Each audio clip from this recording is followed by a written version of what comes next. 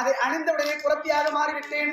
இந்த குரத்தி உருவத்தோடு கோதை என்று சொல்லக்கூடிய தங்கை பாஞ்சாலியை எனக்கு இதற்காக கிடைத்திருக்கும்.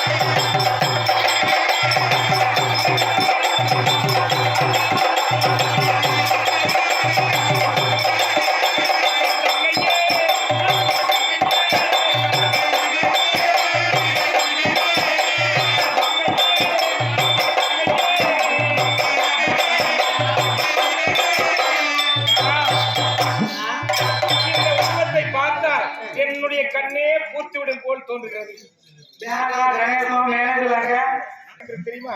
நீயே நீ கேவலப்படுத்துற கோவிந்தா. இல்லம்மா, ஆதியில் குரத்தி இல்லை. நீங்கள் சொன்ன வந்ததினால் பாதியில் நீங்கள் துளசிமணி மாலை கொடுத்தவுடனே அதை போட்டதுனால இப்போ குரத்தியா மாறினால எதுக்கு என்னை வந்து கேவலம் பண்றேனா? இல்லம்மா, இருந்தாலும் உன்னை எதற்காக நான் மாற வேண்டும் கோவிந்தா?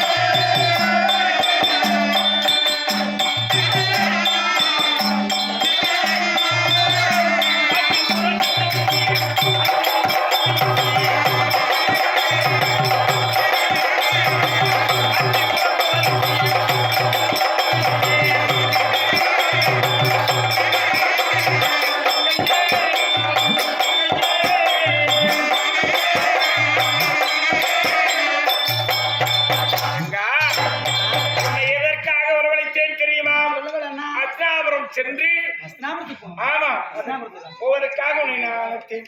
அந்த அத்தை பூராயே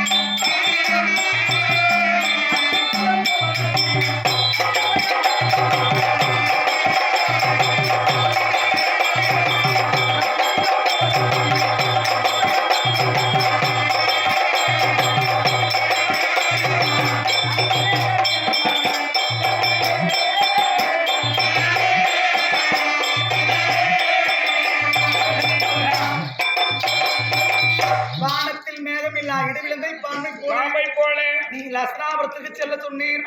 அஸ்தினாபுரத்திற்கு போவதற்கு எனக்கு அச்ச பயமா இருக்கிறது கோவிந்தா. அந்த அச்ச பயத்திற்கு காரணம் என்ன தெரியுமா? இந்த விரித்த கூந்தே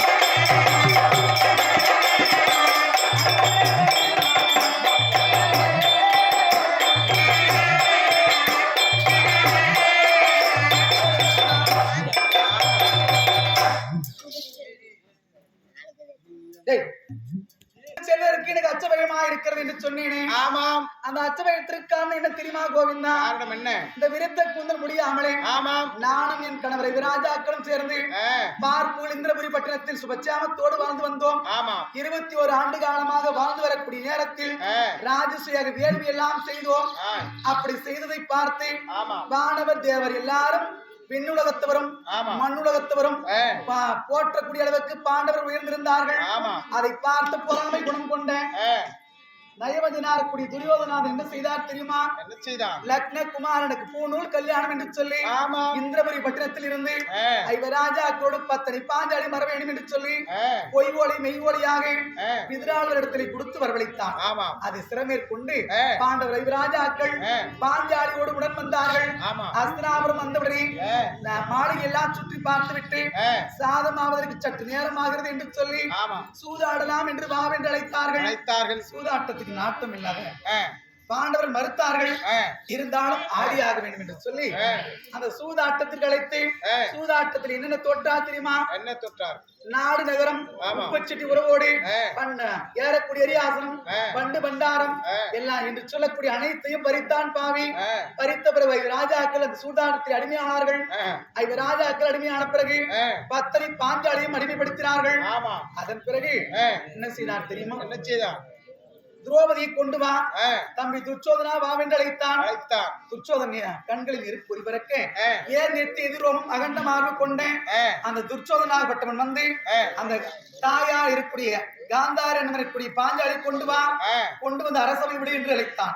அப்பொழுது துச்சோதன் வந்தான். வந்து பாஞ்சாலி இடத்திலே வந்து கேட்டான். மதனி வாவென்று அழைத்தான். நான் மறுத்தேன்.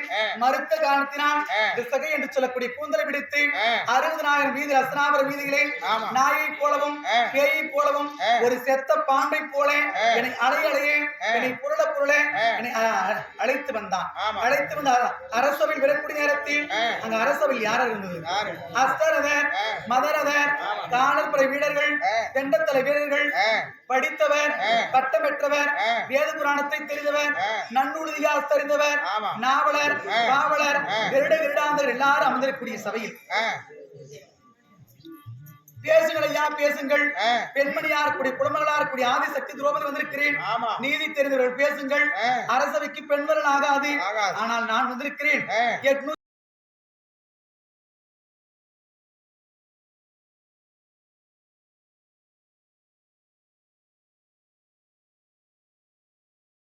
யாருமே இல்லையா?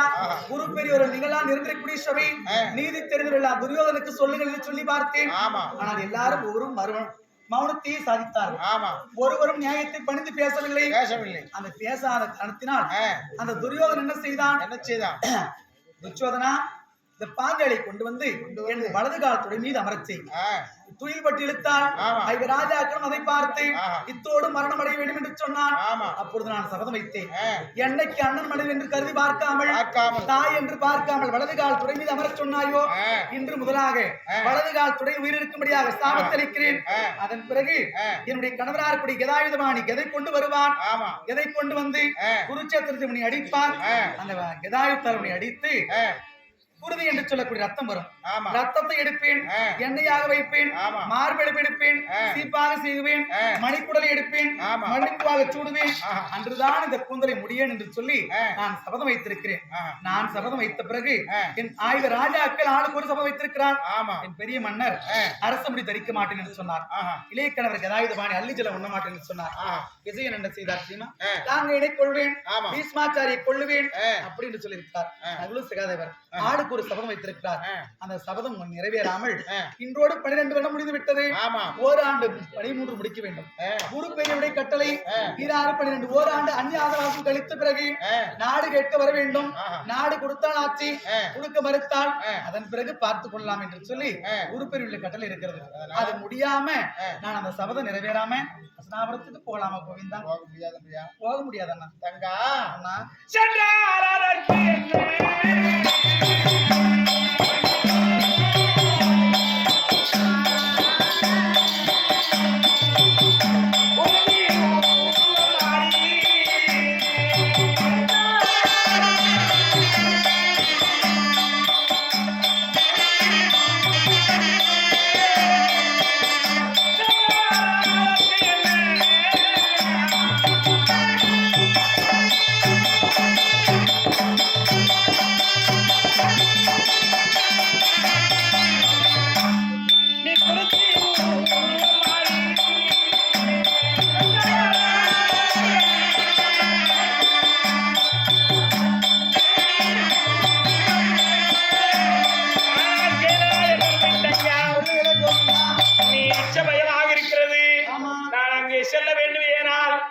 விரித்து கூந்தல் முடியாமல் நான் செல்ல மாட்டேனே அண்ணா கண்ணா என்று சொல்லுகிறாய். ஆமா. அன்று நானே சபதம் வைத்தாயே. அன்று நீ எப்படி இருந்தாய்? பாஞ்சாலியாக இருந்தேன் கோவிந்தா. பாஞ்சாலியாக இருந்தாய். நீ இப்பொழுது குரத்தியா இருக்கிறமா? குரத்தியாய் வடிவெடுத்து சென்றதே உண்டானால் நீ செய்தாய் சபதம் இது எல்லாம் பலிக்காது. அதனால தோஷம் கிடையாது. நீ சென்று வா அம்மா. அப்படியா? ஆமா.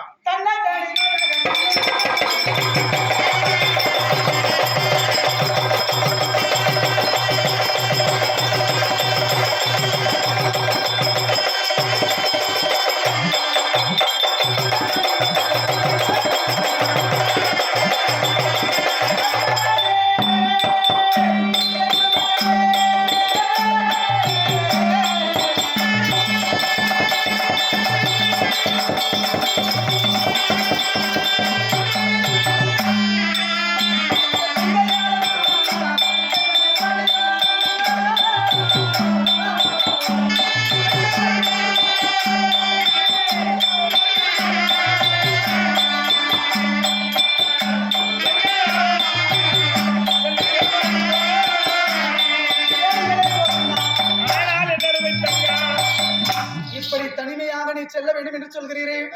ஒருவேளை நான் தனிமையா இப்படி பாஞ்சாலியில் குரத்தியோடு இந்த அஸ்தினாபுரத்து வீதி வழியா போனா காலம் ரொம்ப கல்வி காலம் ஆயிடுச்சு. நாடு ரொம்ப கெட்டுப்படுது. 80 வயசு கல்வி கூட விடுறதான்றாங்க. நேற்று கூட நியூஸ் வந்துச்சு. 80 வயசு கல்வி இது. அதனால இந்த குரத்தி உருவத்தோடு நான் சென்றதை உண்டானால் 4 வாலிப பசங்க பாப்பாங்க. எவனோ ஒருத்தன் இல்ல ஒரு பொண்டாட்டி இல்லாம கூட கிடக்குறான். எவனோ எத்தனையோ ஆம்பளைக்கிறாங்க. பார்த்து என்ன செய்வாங்க தெரியுமா? இந்த குரத்தி நல்லா இருக்கு, இந்த குரத்தி இடத்துல சேர்ந்தா நல்லா இருக்கும், யாரு கேட்க போறாங்க, நம்ம கற்பழிச்சா அப்படின்னு சொல்லி என் கற்புக்கு ஏதாவது பெண்ணை ஏற்படுத்தி என்ன பண்றது கோவிந்தா?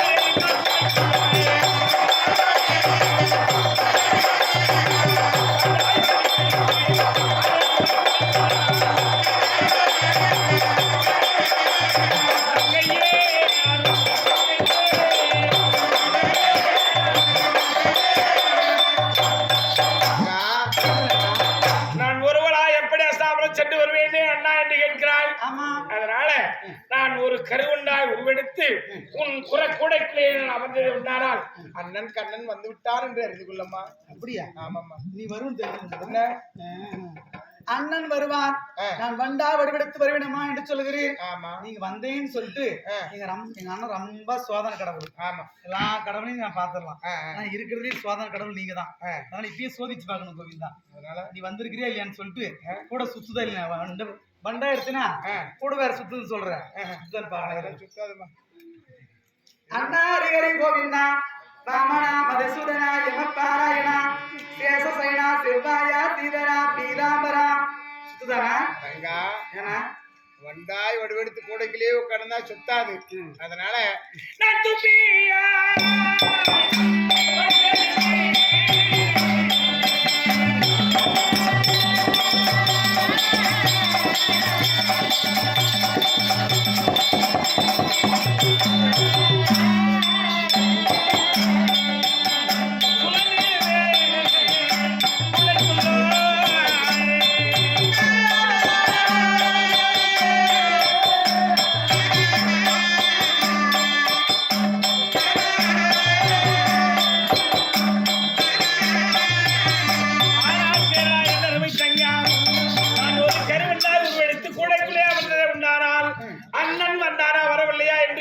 தோற்றமளிக்காது. அதனால் நான் ஒரு தும்பியாய் வடிவெடுத்து இந்த கூடையை சுற்றி சுழந்து சுழந்து வந்ததே உண்டானால் அண்ணன் கண்ணன் வந்து விட்டார் என்று அறிந்து கொள்ளம்மா. அண்ணா இப்படி கூடை சுழல வேண்டும் ஆமா புறத்தியாக நீ செல்ல வேண்டும் என்று சொல்கிறீர் எதற்காக செல்ல வேண்டும் கோவிந்தா தங்கா அஸ்ராபுரம் சென்று கூடமுறம் நெய்து குறி உரைத்து ஆமா குறி உரைக்கணுமா ஆமா நான் ஆதியில் குறத்தி இல்லை கோவிந்தா நீங்கள் சொன்னதனால் பாதி வந்த குறத்தி எனக்கு நாவே